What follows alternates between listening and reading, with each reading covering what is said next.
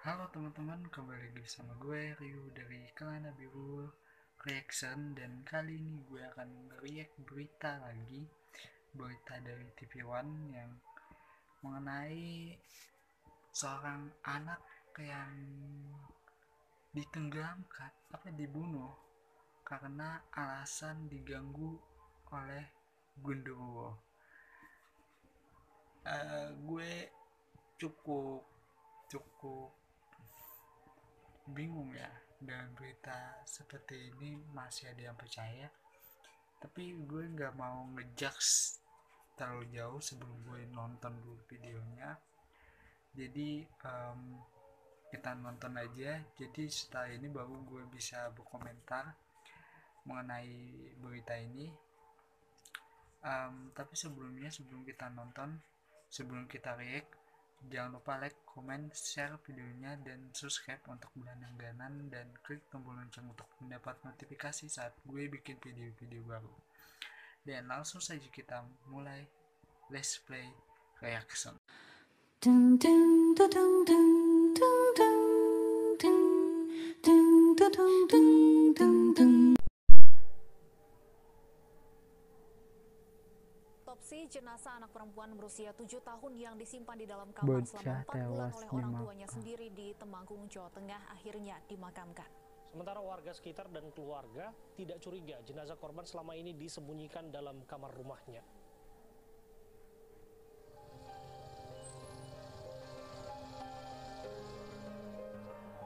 Diantar oleh mobil jenazah RSUD Joyonegoro, jenazah Aisyah Latufatul, gadis kecil berusia 7 tahun disemayamkan di Masjid Dusun Aponan, Desa Bejen, Kecamatan Bejen, Temanggung, Jawa Tengah.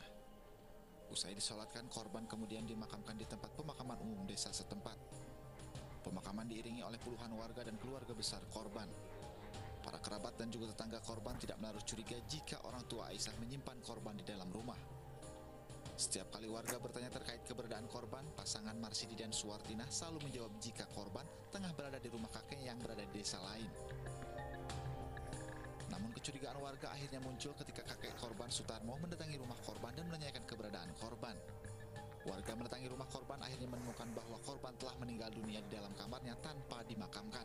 Oh, ini gila. Temuan warga kemudian dilaporkan ke perangkat desa setempat dan diteruskan ke polisi.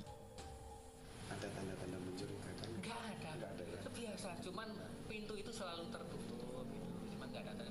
Sama saya aja juga biasa, saya berarti ya, ngobrol biasa, ketemu biasa, kadang-kadang ngobrol kok bareng. Walaupun nyangka nggak Pak kalau itu tuh Pak Marsudi kok sampai tega seperti Nggak itu? menyangka.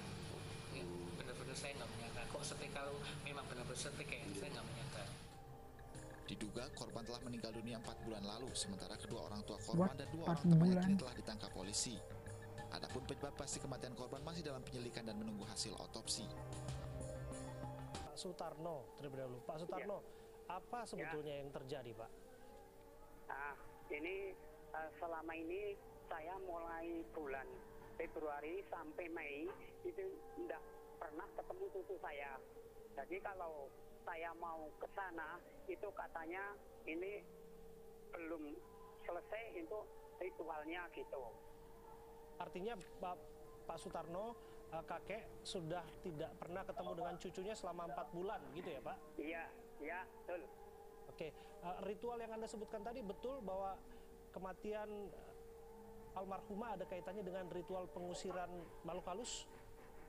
Iya, betul, betul. Apa yang kakek ketahui tentang ini? Ya, ini karena itu dukunnya itu katanya bahwa itu cucu saya itu waktu anak saya waktu hamil itu kan katanya oleh genderuwo gitu katanya. Apakah dukun yang sama ini yang kemudian memberikan saran atau menyuruh anak dan menantu Anda untuk menenggelamkan cucu Anda? Ya, ini jadi ini katanya dukunnya itu mau anaknya itu mau dibuat yang sebaik-baiknya karena itu rohnya itu katanya roh genderuwo. Nah, itu yang bilang dukunnya ini. Kenapa sampai ada anggapan begitu, Pak Sutarno? Disebutkan almarhumah nakal. Senakal apa sih sebetulnya, Pak? Sebetulnya jangan nakal. Itu anak itu malah lincah dan baik sebetulnya. Itu. Oke. Sebetulnya perilakunya baik ya, Pak? Baik. Oke, sampai pada akhirnya ada anggapan bahwa anak ini kerasukan makhluk halus, kerasukan genderuwo. Siapa yang pertama kali mengatakan itu, Pak? Itu yang namanya Pak Haryono sama Pak Budi. Oh, itu yang tetangga korban ya, Pak ya? Iya, tetangga korban. Oke, artinya dua orang tua korban percaya dengan anggapan itu, Pak? Iya, percaya karena itu harapannya orang tua kedua itu anak ini nanti agar menjadi anak yang baik gitu. Oke, soal ritualnya Pak, betulkah bahwa jenazah korban atau ketika almarhum masih hidup itu ditenggelamkan ke bak mandi? Ya, kalau saya enggak lihat, namun demikian ini ada kabar bahwa anak ini ditenggelamkan di bak mandi. Siapa yang melakukan penenggelaman itu, Pak? Siapa yang melakukan tindakan kekerasan itu? Katanya Pak ini saudara Budi. Kemudian apa alasannya jenazah dari cucu Anda ini tetap disimpan selama 4 bulan? Ya, karena mungkin katanya nanti bilangnya sama anak saya ini menantinya bisa hidup kembali. Ya. Oke, satu pertanyaan saya Pak. Ya. Kan anaknya sudah meninggal, sudah tidak bernyawa selama 4 bulan ini. Kenapa justru orang tua malah tidak melaporkan ini semua, tidak terbuka tentang ini semua, termasuk kepada Bapak sebagai orang tuanya, sebagai kakek korban? Ya, karena mungkin dorongan dari dua orang dukun ini. Oh, dipengaruhi sama dua tetangga yang mengaku sebagai dukun ini, Pak? Ya. Sebaiknya informasinya disembunyikan begitu? Ya, disembunyikan. Tapi Pak Sutarno, selama 4 bulan ini apakah Anda pernah berkunjung ke rumah anak dan menantu Anda? Selama 4 bulan ini kalau saya dan ibunya mau istri saya mau kunjung sana, itu dia selalu bilang bahwa anak ini belum selesai di ritual, maka jangan kesini dulu Pak gitu. Selalu dihalang-halangi, tidak boleh ke rumah? Ya, tidak boleh, jadi tidak boleh ke rumah anak-anak saya. Pak, apakah soal ritual pengusiran makhluk halus, setan, apapun namanya ini Pak, sudah pernah sebelumnya dilakukan terhadap korban? Ini saya tidak tahu ya, karena rumah saya kan jauh dari. Tapi soal rencananya ini sudah pernah diceritakan kepada Anda sebagai seorang kakek? Kalau rencananya ini hanya dua orang dukun ini hanya mau ini agar anak ini karena dulu disebut nakal, disebut nggak baik, ini rohnya dari roh genderuwo, maka dengan demikian ini anak harus di ritual dulu, nanti agar anak itu baik. Artinya sudah diceritakan sebelumnya bahwa rencana ritual itu kepada kakek Sutarno sebelum peristiwa ini semua terjadi. Miris, tragis, mengenaskan. Wow, ini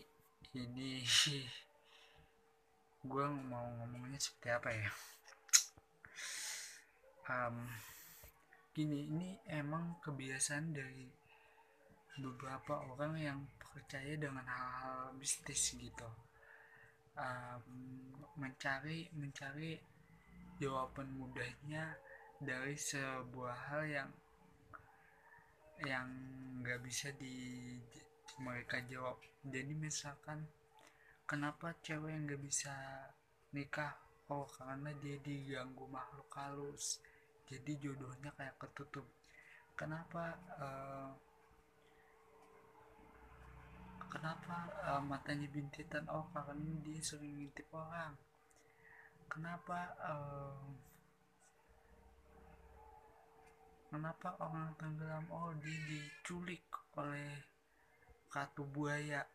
Dan macam-macam hal yang disangkut pautkan dengan mistis. Kayak pesawat juga, kenapa pas pesawat kecelakaan karena ada gangguan makhluk halus dari sini. Kenapa kapal tenggelam? Karena ditenggelamkan oleh makhluk halus. Ya seperti itu, kita kita tahu ya, walaupun kadang ada yang benarnya sih, tapi kalau gue sendiri, walaupun gue orang Kalimantan dan yang berhadapan dengan adat-adat seperti itu ya, tapi gue selalu berpikir rasional gitu.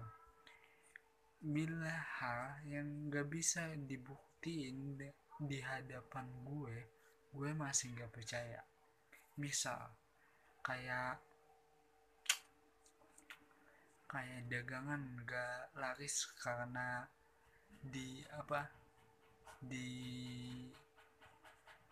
pasangin kayak jimat gak pelaris, gue gak percaya gitu. Menurut gue kalau kita gak laris, mungkin lagi gak laris aja, gak ada yang beli, mungkin lagi gak ada yang beli aja. Kalau misalkan nanti mungkin ada aja rezekinya gitu.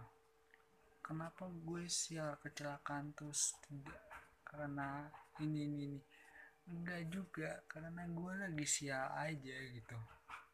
Jadi ada hal yang harusnya dipikirkan secara logika, bukan yang dialarikan ke makhluk gaib gitu. Dan ini lebih parah sih, sampai hal yang dikaitkan dengan makhluk gaib itu sampai membuat seorang anak itu meninggal. Kan gimana ya,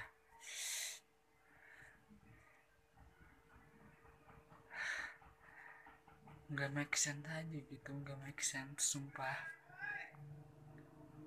Gagal hal yang bersangkutan genderuwo sampai seorang anak, padahal juga yang diwawancarai si kakaknya juga bilang selama ini gak ada masalah apa-apa, bandel juga ya, sebandel-bandelnya anak pada biasanya lah. Tapi karena ayah ibunya terlalu percaya sama dua orang ini yang mengakunya orang pintar,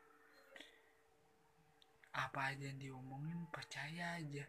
Itulah kadang Indonesia, kalau kita nggak bisa sesuatunya itu pikirkan secara logika deh, logika. Jangan langsung dia orang pintar, apa yang dia omongin itu pasti benar. Enggak, please jangan. Lo kalau ngomong apalagi yang berhubungan dengan makhluk gaib, makhluk halus, alam gaib, lo cerna lagi, lo pikirin secara akal sehat, logika lagi. Misalkan kayak barang di rumah tiba-tiba jatuh sendiri, ya mungkin aja posisinya lagi jatuh atau ada tikus yang dijatuhin gitu.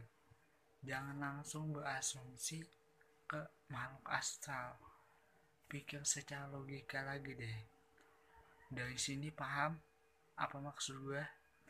Dan buat teman-teman jangan lupa like, komen, share videonya, subscribe untuk berlangganan, dan klik tombol lonceng untuk mendapat notifikasi saat gue bikin video-video baru. Takhir gue Rio dari Kelana Biru, dan bye bye.